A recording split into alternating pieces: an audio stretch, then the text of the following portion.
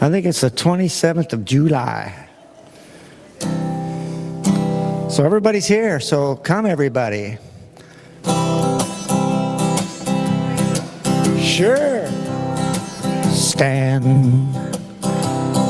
Come. Come everybody, come. Come everybody, come. Come everybody, everybody's welcome in the house of the Lord. Everybody's welcome in the house of the Lord. Sing, sing out praises, sing. Sing out praises, sing. Sing out praises. Everybody's praising in the name of the Lord. Everybody's praising in the name of the Lord.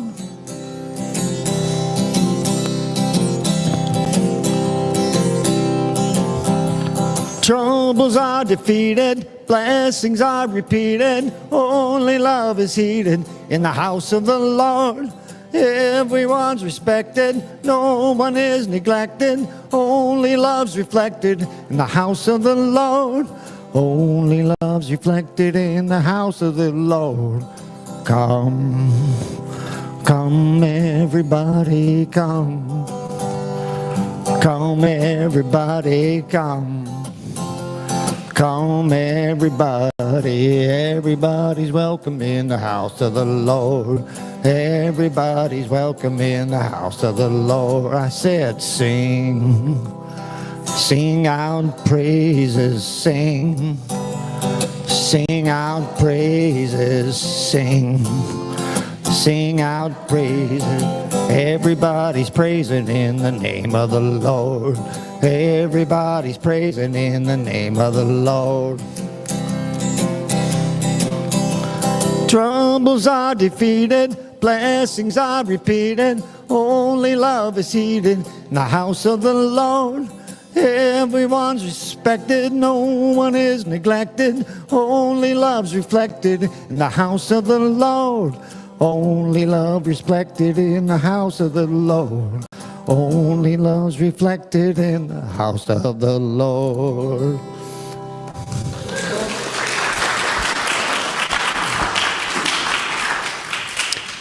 Good morning, everybody. I have the great joy today of lighting the Christ candle, which, as you all know, is representative of that Christ light that shines in each and every one of you.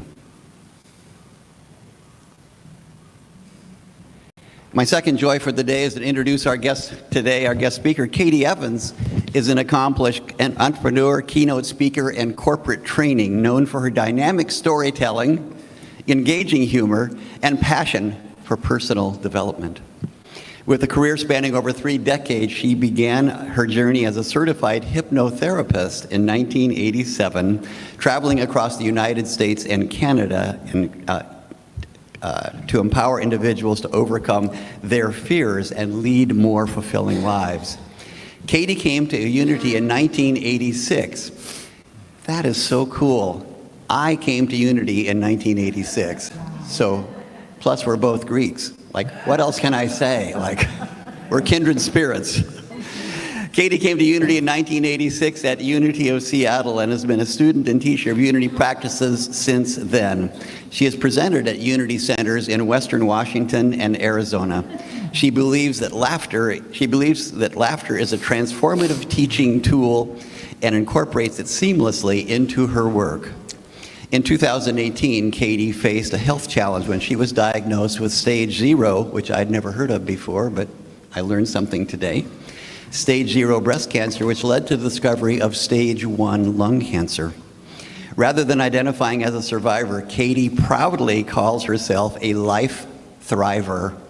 I love that, life thriver, embracing each day with joy, resilience, and optimism. Her corporate training expertise is in mind over malice, rewiring your response to bullies at work. Cool, I love this stuff. And power and presence and pay, effective negotiating tactics for women. She resides in Everett, Washington, and enjoys traveling. Obviously, she came down here from Everett, Washington. her volunteer work, golfing, hanging out with family, and her beloved Shih Tzu, Chipper. Please welcome Katie for our opening prayer.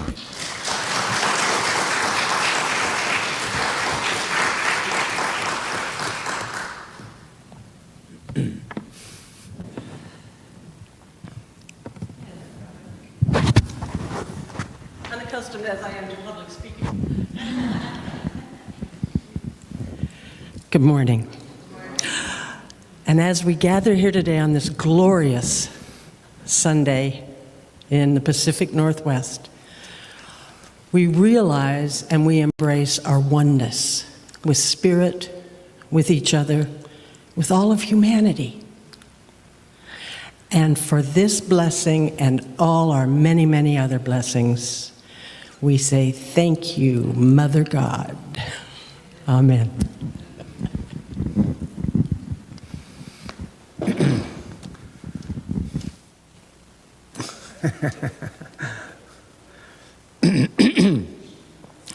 Mark Stanton Welch is one of my favorite musicians of all time. And the power of the month is understanding, I understand.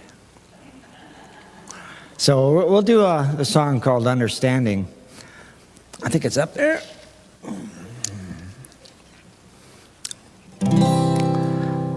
And I'll do it kind of myself to get you used to it. Into the intellect, knowledge absorbs.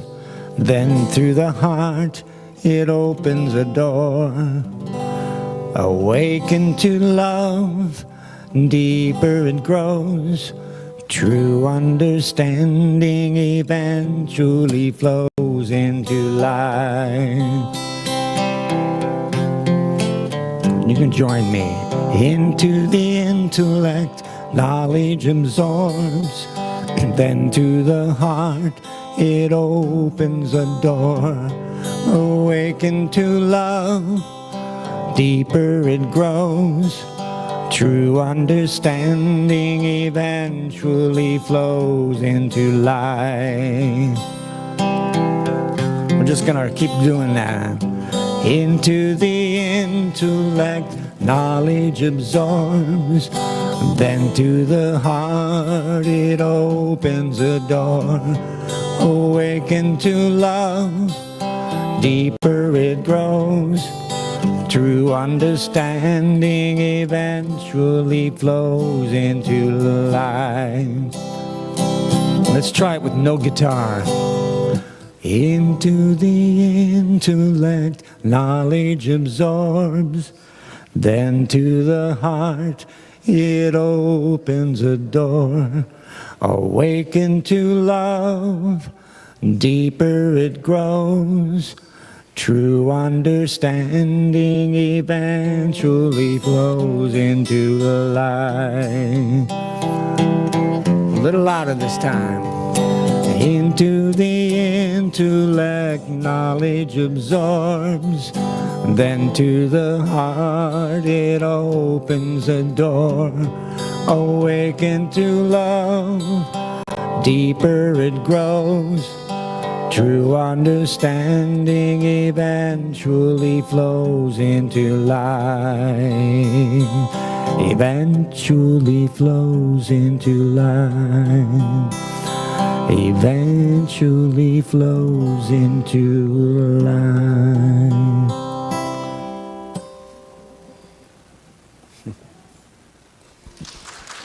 Thank you.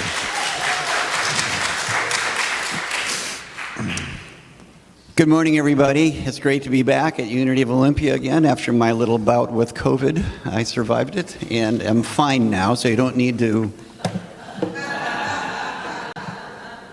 That was a while ago. I am good. I want to welcome also those of you who are at home joining us today. We're always happy to have you with us. We would even be happier to have you with us.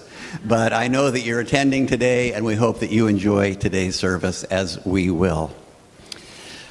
In this place, we acknowledge that this is the original territory of the Stay-Chos and other indigenous tribes. As you know, the Stay-Chos are of the Squaxin Island tribe. We're fortunate to live in an environment with mountains, with trees, with riverways, with valleys that are all imbued with their spirit. At this time, I'd like to invite Lisa Petrich, our youth ed instructor, to give our youth lesson for today. It looks like we have very young people today, so keep it simple. Oh, but the lesson's for everyone, right? Remember, the lesson's for all of us. We're all young at heart. We're all young at heart. So today we're talking about courage and bravery and situations that it takes courage, right? So what are some things you can think of that it took courage to do in your life?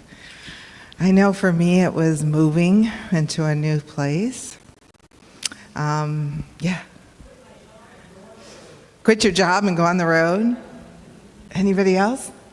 Motorcycle. Buying a motorcycle. Riding a motorcycle. Was it harder to buy it or ride it? Ride it. Because you had to learn something new, a new skill. All right, so I figured we'd get into a part where I would say, I really need to consult the game of life. So, because that's part of what we do when we think about courage. And I found a couple action cards in here. How many of you would think you'd have to find some courage to enter a dance competition? If you had to enter a dance competition, yeah, I might need some courage for that too. What about writing a children's book? Has anybody here ever written a children's book? But yeah, oh good. Writing a children's book would take some courage. What about learning to skydive? Skydiving, that would take, I know, and some of us are like, oh no, I don't even want to try that, right? And that would be me too, just so you know. I am not a skydiver, but my husband, on the other hand, he wants to learn how to skydive. He's like, yeah, that would be fun. And then what about maybe starting a snail farm? I thought that would be fun for the kids. If you just wanted a bunch of snails, I don't know, or maybe a chicken farm, or starting a farm at all. And then for those, teenagers that aren't here, passing a driver's test. How many of you can remember that having to pass that driver's test and going for the first time, studying really hard, trying to figure out, what is it I'm going to be able to do, and am I going to be able to pass this? And maybe some of us didn't pass it the first time. Maybe it took a couple times because we have to try again. So with courage, what are some strategies we use? We use things like self-talk, telling ourselves that we can. We maybe call a friend, right? Call a friend to support us. It's like, I'm having a hard time with this right now. I'm really struggling. I need some support today. Don't just wallow in our stuff. We're reading a book called I Am Courage, and one of the things that it says is there's no shame in your story. So many of us hold our stories inside, and we don't share our stories, and you don't know who's going through the same things you are if you don't share. And sometimes we just need to share that story so that we can get past that and have the courage to do what we need to do. Now I'm looking at these guys. They might have to have courage to ride a bike, or maybe they have to have courage even just to come back to Sunday school with me today, right? It's like we all have to find that faith and that part inside of ourselves to have that courage to try something new. All right, I love you guys. Thank you so much. And everybody say, I have courage. We got it today. Thank you so much. We are walking in the light. Yeah, I think we are.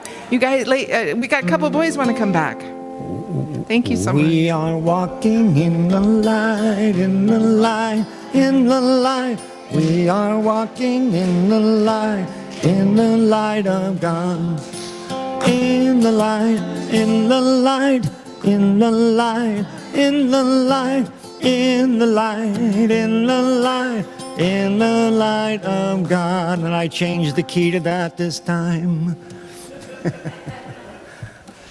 Classes and service and worship help us to connect with others so that we can accept each other and appreciate diversity and the divine in all.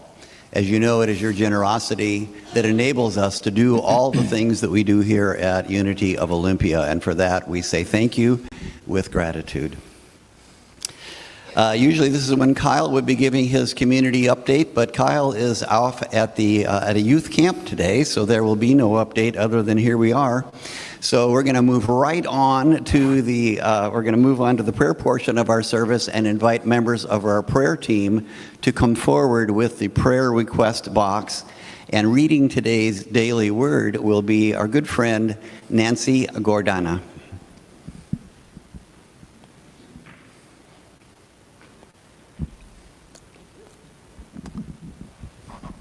Good morning, everyone, and to you at home. Today's daily word is authentic.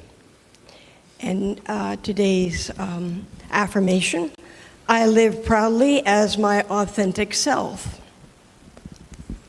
One of the best ways to feel fullness of my divinity is to express the uniqueness of my humanity. There is no one on earth who is exactly like me, one who has my particular talents and gifts. I make the world a richer place when I show up as the person I am.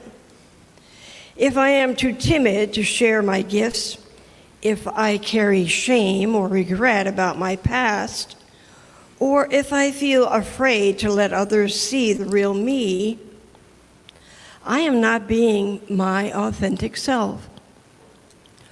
Authenticity means being who I am with confidence. I am a divine being, a child of God.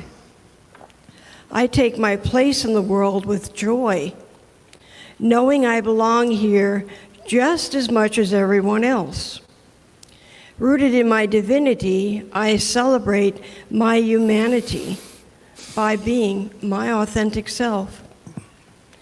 And today's scripture reading is from Romans 8. For all who are led by Spirit of God are children of God. I live proudly as my authentic self. If you would join me in repeating our affirmation today. I live proudly as my authentic self. And so it is. Thank you.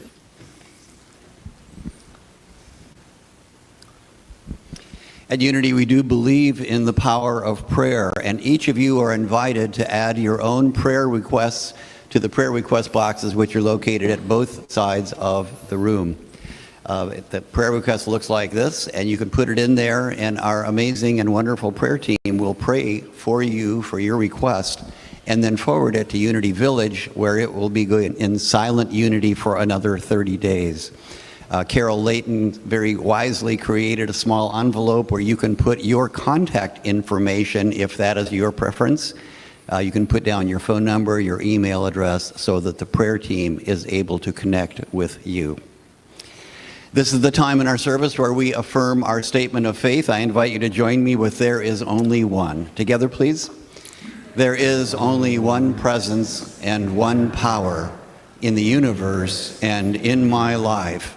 God the good, all power, presence, and wisdom. It is in God that I live, be, and have my being. Has anyone ever heard of Doogie McLean? No? Okay. I think he's Irish. Anyway, he's ancient. But he wrote a great song. It's called This Love Will Carry. And I've changed it to make it more feminine by putting she here and there instead of he. So I'm just going to get with it.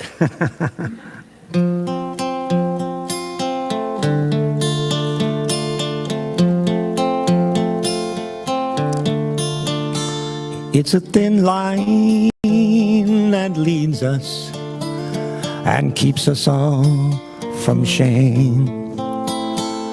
The dark clouds quickly gather along the way she came. There's fear out on the mountain and death out on the plain. There's heartbreaks and heartaches in the shadow of her flame. This love will carry, this love will carry me. I know this love will carry me. The strongest web will tangle, the sweetest bloom will fall. And somewhere in the distance, she tries to catch it all. Success lasts for a moment, and failure's always near.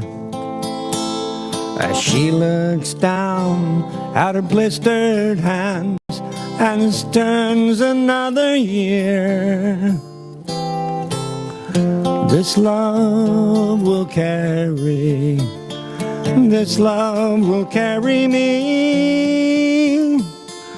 I know this love will carry me. This love will carry, this love will carry me. I know this love will carry me. These days are golden, they must not waste away. Her time is like that flower, and soon it will decay. Though by storm she's weakened, uncertainty is sure. But like the coming of the dawn, it's ours forevermore. This love will carry, this love will carry me. I know this love will carry me. This love will carry, this love will carry me. I know this love will carry me. This love will carry.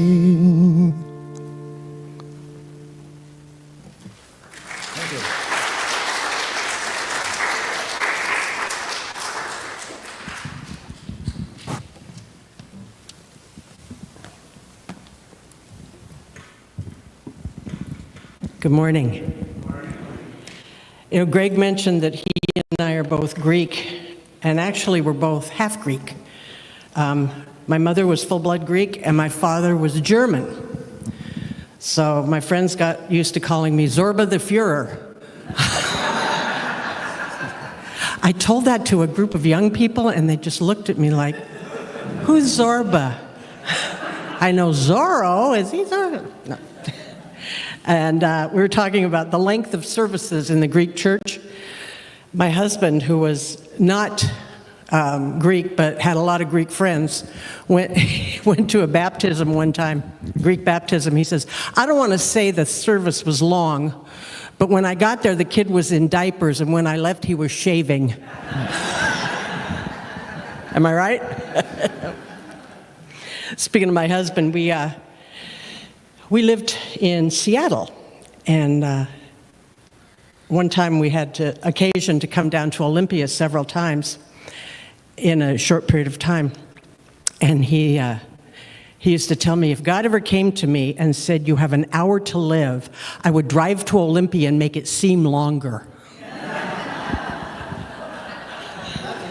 Am I right? So let's talk about the sinful woman. It's the last chapter of this book. And I know you have veered away from the book, which is wonderful news. But I like this, the sinful woman in the Bible, because it's so unitic. It's so metaphysical, if we choose to look at it that way. So the sinful woman, the biblical passage is Luke 7:36 through 50. And I want to read it to you because then we can go off into what it means for us. When one of the Pharisees invited Jesus to have dinner with him, he went to the Pharisee's house and reclined at the table. A woman in that town who lived a sinful life learned that Jesus was eating at the Pharisee's house, so she came there with an alabaster jar of perfume. As she stood behind him at his feet weeping, she began to wet his feet with her tears. Then she wiped them with her hair, kissed them, and poured perfume on them. When the Pharisee who had invited him saw this, he said to himself, if this man were a prophet, he would know who was touching him and what kind of woman she is, and that she is a sinner. Jesus answered him, Simon, I have something to tell you.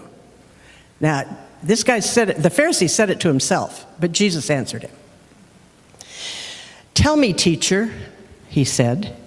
2 people owed money to a certain money lender. One owed him 500 denarii and the other 50. Neither of them had money to pay him back, so he forgave the debts of both. Now, which one of them will love him more? Simon replied, I suppose the one who had the bigger debt forgiven. You have judged correctly, Jesus said.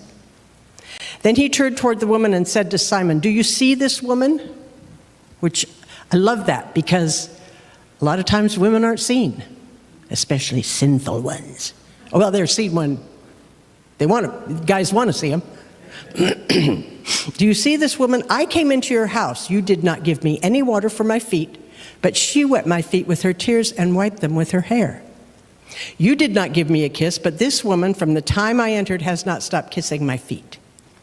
You did not put oil on my head, but she poured perfume on my feet. Therefore, I tell you, her many sins have been forgiven, as her great love has shown. But whoever has forgiven little,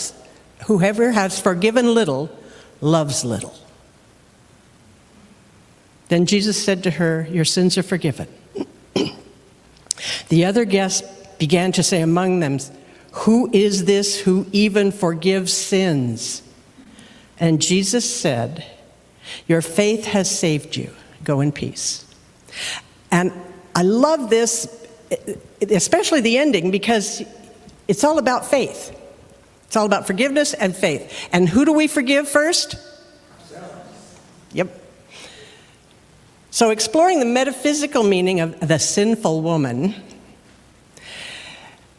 it invites us to look beyond the literal narrative, which one of the reasons I love unity is we don't buy into the literal narrative. Because this was written years after the event happened. And who is history written by? Men and winners. And it's always skewed. So when we look at the metaphysical, it transcends time. It's applicable to all of us. So we look beyond the literal and delve into the symbolic, spiritual, and psychological interpretations, drawing from theology such as unity, Christian mysticism, or even Jungian archetypes. Let me tell you about a sinful woman I knew one time.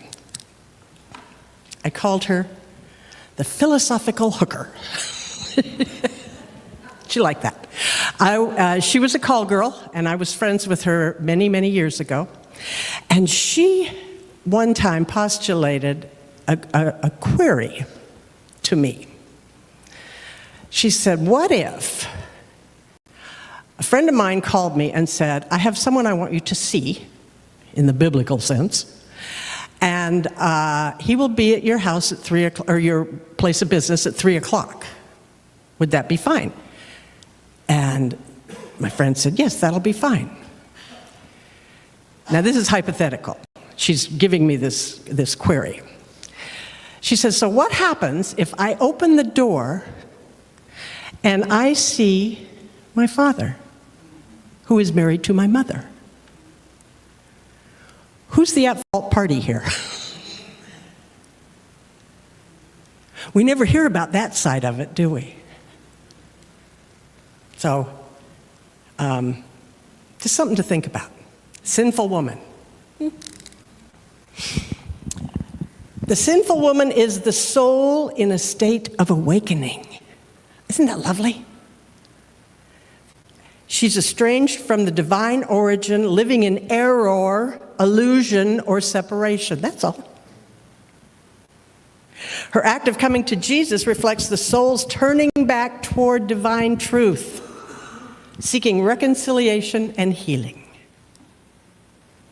Her tears symbolize deep contrition and cleansing of the soul through emotional release and spiritual surrender. My husband died many, many years ago, and I cried for a year. You who know what I'm talking about know what I'm talking about. And what I realized maybe halfway or two-thirds through it was I was crying for every loss my heart had experienced. I cried it all out. And at the end of a year, I felt empty and whole at the same time. Does that make sense? Empty of the pain and whole of life, full of life. So tears, somebody told me one time during that year, all tears heal. So when she is crying tears on Jesus' feet, she's healing herself. Her weeping is not just remorse, but the soul's yearning for union with the divine. Divine feminine energy in transformation. The woman represents the feminine aspect of consciousness, intuition, emotion, receptivity, that when integrated and healed becomes a vessel for divine love. Now, a lot of times we hear women being, especially in the Bible, being put down for their emotional side, maybe as well today, too emotional, or to this, or to that, in a derogatory sense. But without the intuition, emotion, and receptivity, how can we connect with spirit? How do we do that? The perfume symbolizes spiritual gifts or inner beauty, previously misused or hidden, now offered in devotion. So what do we offer spirit in devotion? And it doesn't have to be a thing. In fact, it's probably better if it's not a thing. The perfume is symbolic of the soul's finest essence. What is your finest essence? Offered in love to the divine. What do we give spirit? Well, let's start with our whole lives. There's another passage in the Bible, and it's often said by women, "Here am I, Lord." Are you familiar with that? "Here am I, Lord." When I want to follow spirit instead of my own little pea brain, "Here am I, Lord. What's next?" I've got a friend who wakes up every morning, first thing he says is, "What's next?" With a lot of energy, with a lot of joy. What's next? I think I quoted Mae West to you last time I was here. And another quote of hers, that not so derogatory toward men, is, "Life's a banquet and most poor suckers are starving." Let's banquet. Give it all to spirit. The integration of the shadow as an archetype. From the Jungian lens, Carl Jung, she embodies the shadow, the disowned parts of ourselves, the sins, the shame, the desires. Unity offers a lens through which the story of the sinful woman becomes not one of condemnation, but of transformation. Isn't that better? The spiritual awakening and the unconditional love of the Christ presence within. In unity metaphysics, every person and event in Scripture represents aspects of our own consciousness. And here's how that story unfolds through that lens, through us unitics. The woman represents the soul awakening to its divine nature. Isn't that better? She represents the part of us that has forgotten its spiritual origin, as we periodically do, perhaps indulging in lower thought patterns like judgment, guilt, unworthiness, self-centeredness. Despite this, there is a divine spark in all of us, a call to return to the Christ. So we've always got this. I think about the blue flame heating commercial, where there's this little flame, maybe a birthday candle flame, always here. And in order to make it more powerful and stronger, all we have to do is pay attention to it. We don't have to go through, fasting like the Greeks do, and years in church on your knees like the Greeks do, the Catholics. And, we don't have to go through all of that, as many religions have their dogma, because religions were created by men. Now, we love our men. However, there have been some kind of stinkers in the past. Maybe a couple right now. I'm not casting aspersions. But it always used to puzzle me. Why do I need a go-between between me and God? Even when I was a kid. Why do I need a go-between? I may not need a go-between. I may just be able to talk to God. Okay. And if I have to have a go-between, maybe it's Jesus. Okay.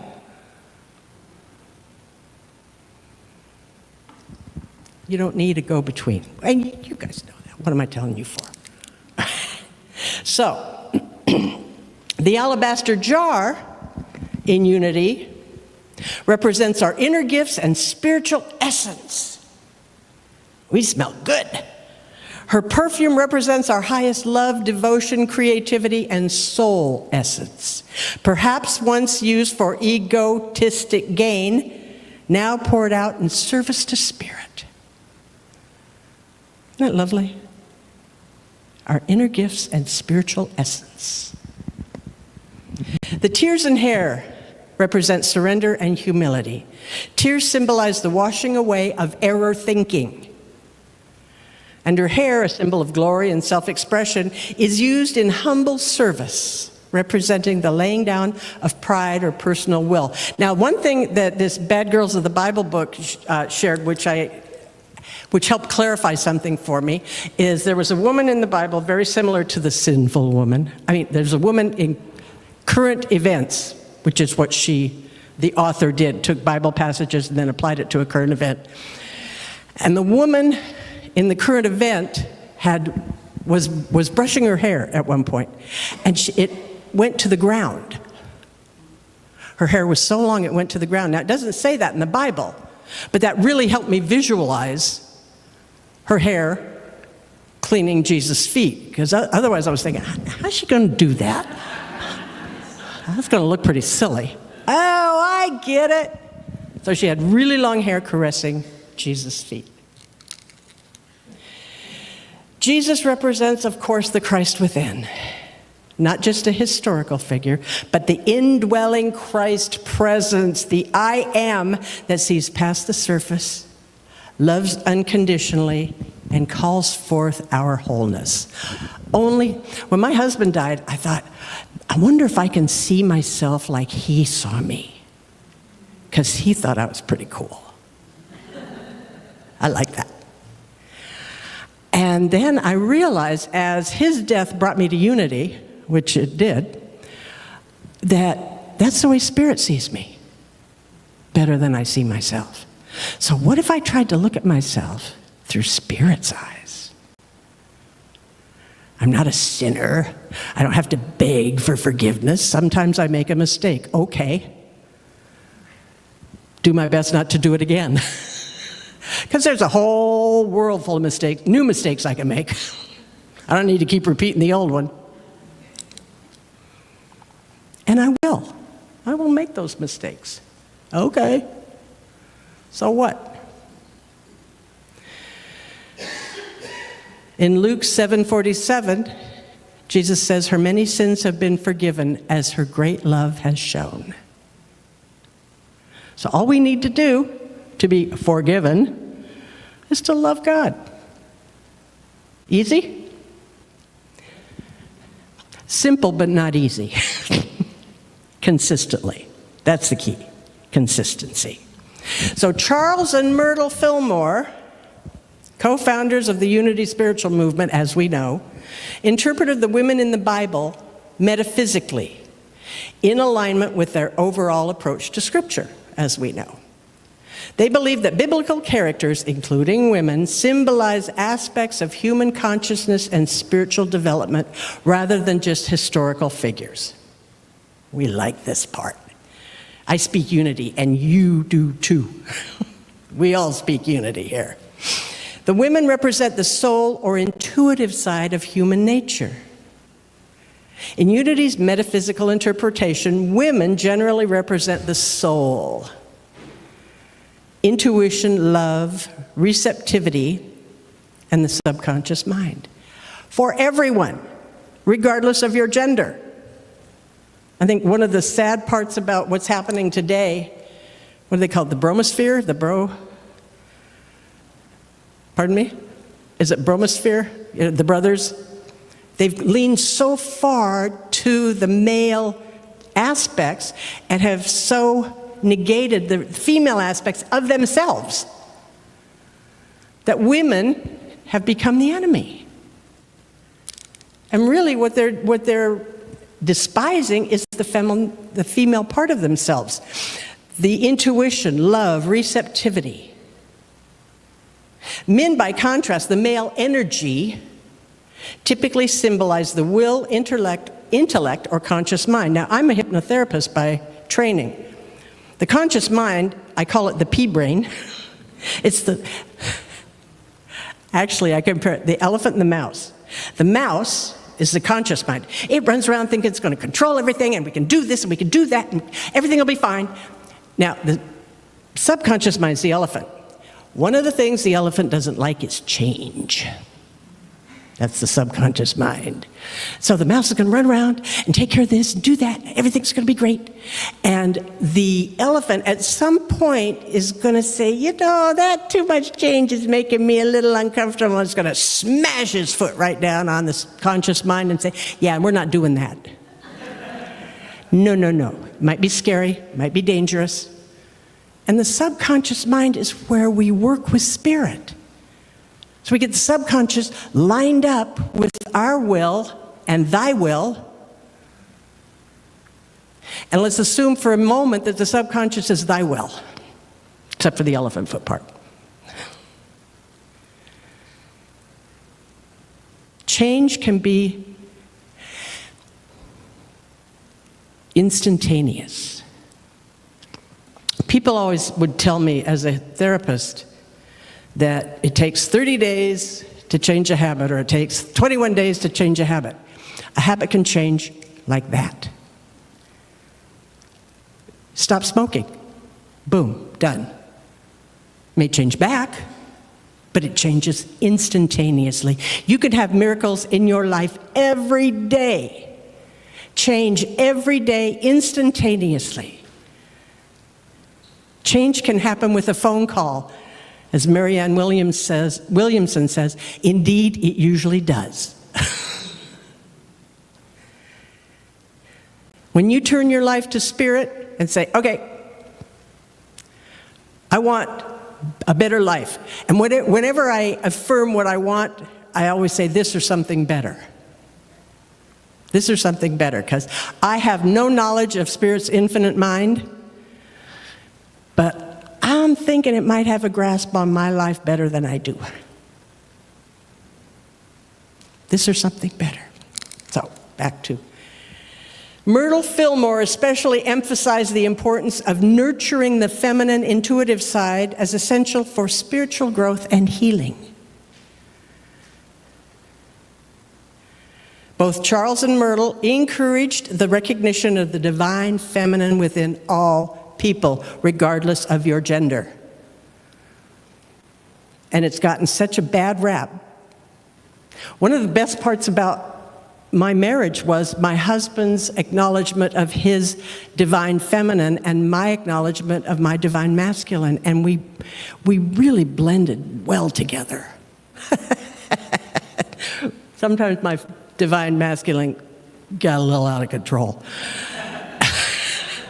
There was a cartoon one time that my husband cut out. It was a little cartoon in the newspaper, for those of you of an age where you remember a newspaper.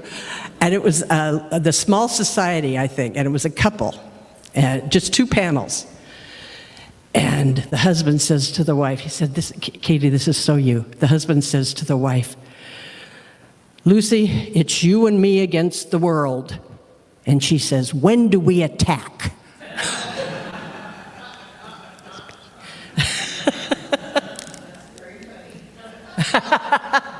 Anybody there's some wrongs that need to be righted, right?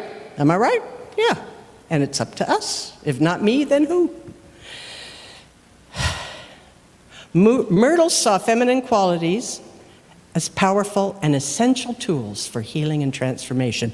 Myrtle Fillmore, through both her teachings and her example, emphasized women's spiritual authority and leadership. While the Bible often portrays women in limited or supporting roles, the Fillmores saw their symbolic meanings as central to spiritual life.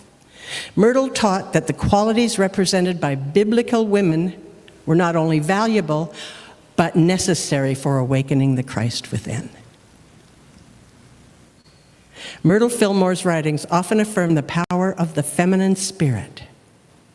She frequently encouraged women to trust their inner wisdom and spiritual authority. When do we attack? Charles and Myrtle saw women in the Bible not as just historical figures, but as rich symbols of the soul's journey. Their teachings uplifted the feminine, both in theology and in practice, empowering women as spiritual leaders and healers. And if you don't believe it, look at the religions that do not allow women to serve and what's happening to them. When I was in Greece the first time, my cousin said, she's a female judge in Greece, in Athens. And she said that the Greek Orthodox Church in Greece is, their roll attendance is declining rapidly. I said, really, why is that? She says, because of the priest's insistence that women sit here and men sit there. And the women are going, I came with my husband, I'm going to sit with my husband.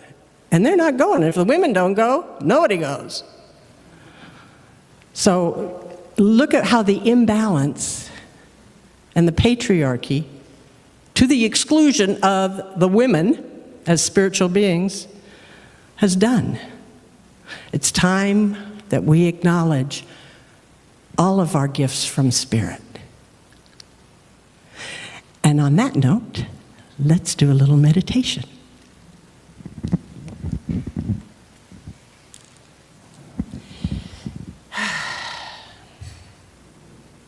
So as you close your eyes, begin to take gentle, deep breaths. Inhale peace, exhale tension.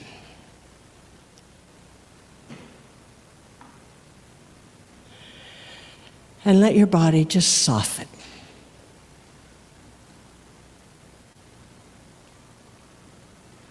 Let your heart open.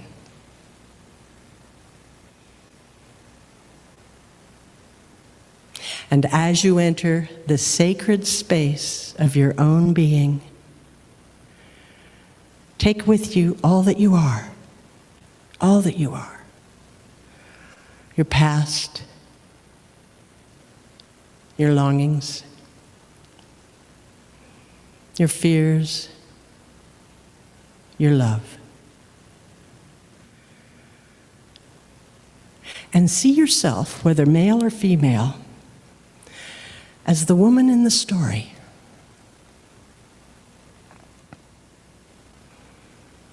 Understanding there is no shame only deep yearning.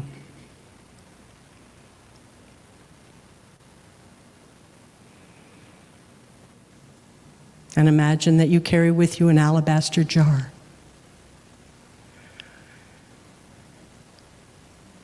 This jar holds your inner beauty, your devotion, your essence.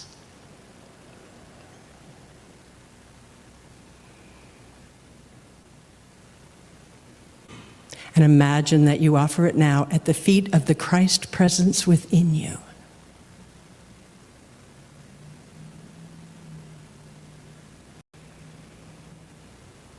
And with every breath, pouring out love, gratitude, and surrender.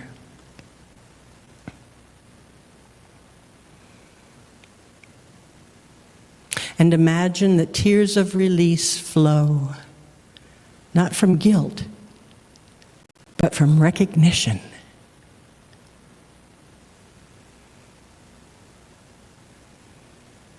You have always been loved beyond your wildest imagination.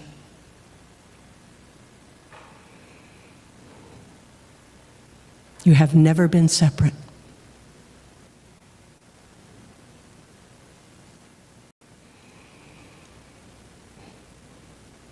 You hear the words, "Your faith has made you whole. Go in peace." You are forgiven.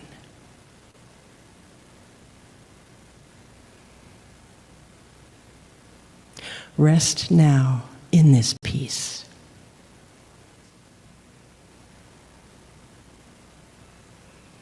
You are restored.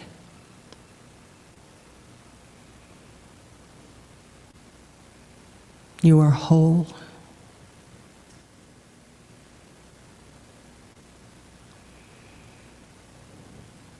You are love, and you are loved.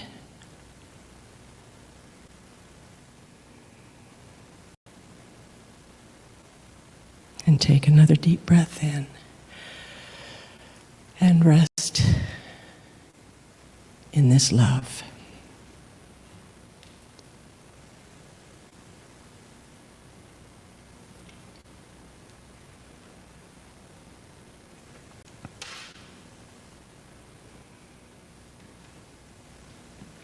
And know that you are a beloved child of God and awaken to the Christ within, knowing that love has set you free.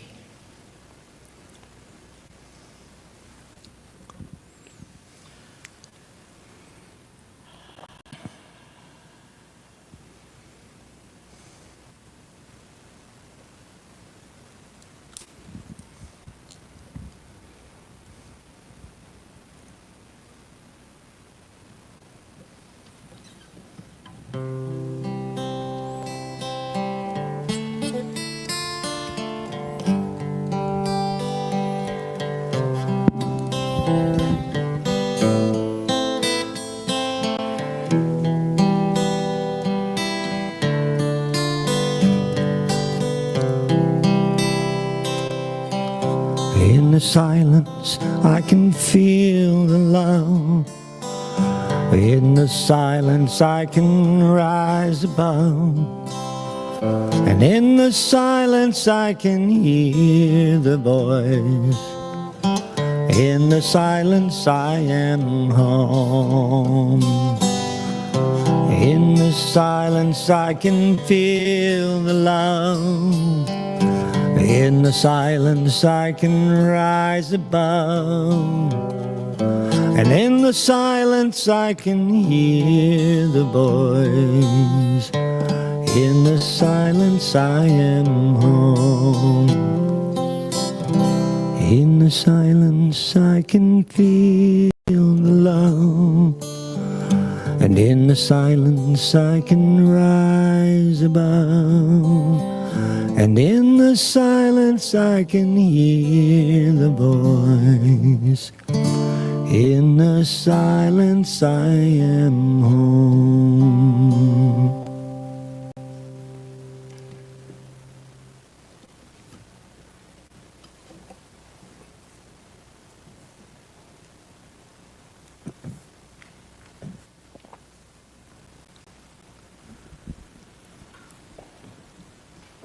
We know that each of you are here today by divine appointment, not by accident.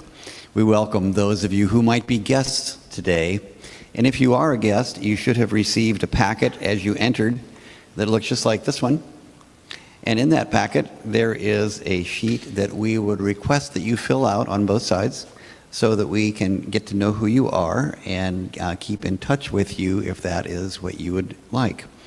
If you are a first-timer, clipped to the packet, you will see a small flower which has a little gummed back, and we invite you to put that on your lapel so that when you join us at fellowship, we can know that you are a new person.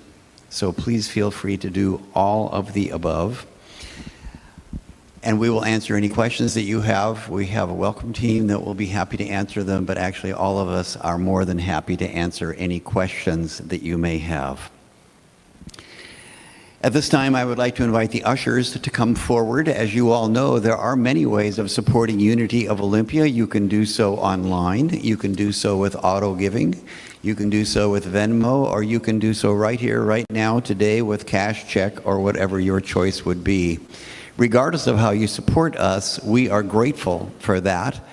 And we ask you to take your gift into your mind, your hand, and your heart, and let us join together in blessing it with divine love. Please join me. Divine love, through me, blesses and multiplies all that I am, all that I have, all that I give, and all that I receive, open to the sacred richness of our infinite source. We, as Unity of Olympia, joyfully co-create unlimited prosperity right now. Thank you, God.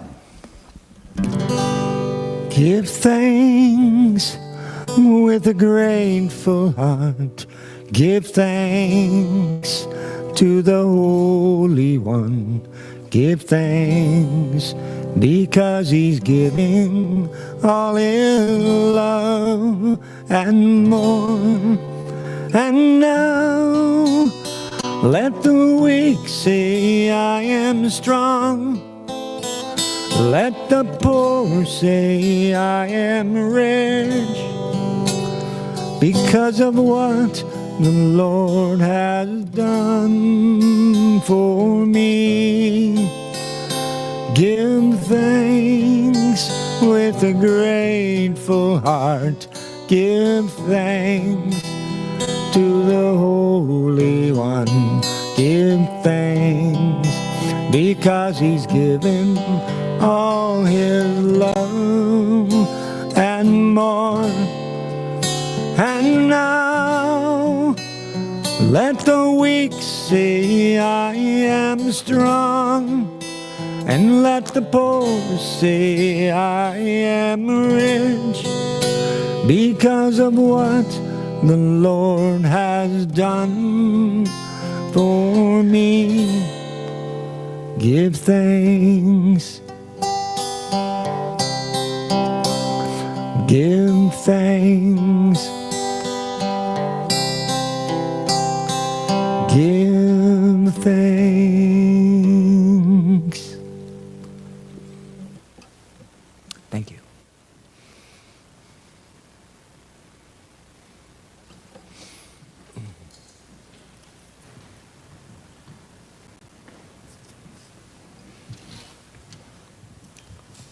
And we are so grateful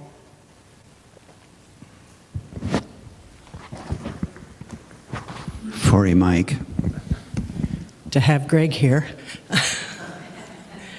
We are so grateful to be able to support this amazing group of people here at Unity of Olympia, and thankful for the gifts and blessings that are before you now. And may these gifts and blessings move out into the church, the greater church, the community, to carry on the will and the way of Spirit. Amen.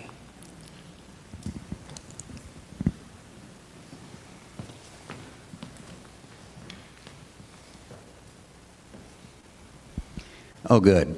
The activities are on the board. And I just want to remind you of a couple of them. Next week, we will be having our picnic right outside in the courtyard. So please come and join us for that picnic. So I have been gone for a little while, and I believe next week is our Green Bag Week. Have somebody picked that up? Have you picked that up, Carol? Thank you, Carol. So for those of you who don't know, we are supporting the Green Bag program, where we bring food items that will be collected and taken to the food bank. If you do not have a green bag, I do believe there are some downstairs in the fellowship room, so feel free to grab one if you don't have one at home. Or 2 or 3. Carol's very strong, so she can take a lot. Way to go. Thank you, Carol, for taking that over. So the other announcements, of course, are on the board. You can always read them at unityofolympia.org. If you happen to be at home and you cannot see the board that is to my right, then go to unityofolympia.org. And please join us for the many activities. There's hiking groups, there's all kinds of things happening here, and I hope that you will consider taking part in that. Please remember to submit your prayer requests. As I've said, the prayer requests look like this, and there's a box both in the front and the back of the sanctuary for you to submit your prayer requests for the prayer team. The flowers today were donated by Nancy Kamenzine. Thank you very much, Nancy. And at Nancy's really wonderful request, the flowers today are going to go to our very dear friend Anne Chanel for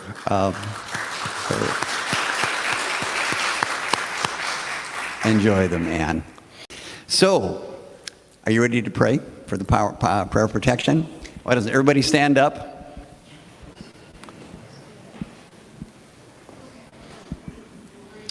And here we go. The light of God surrounds us. We are the light of God. The light of God protects us. We are the God of God. The power of God protects us. We are the power of God. And the presence of God watches over us. We are the presence of God. Wherever we are, God is, and all is well. For those of you at home, thank you so much for joining us today. We hope we will see you here with us next week. If not, maybe you'll be back online again. Thanks for joining us. And for those of you who are present, let's form a big circle and let's do the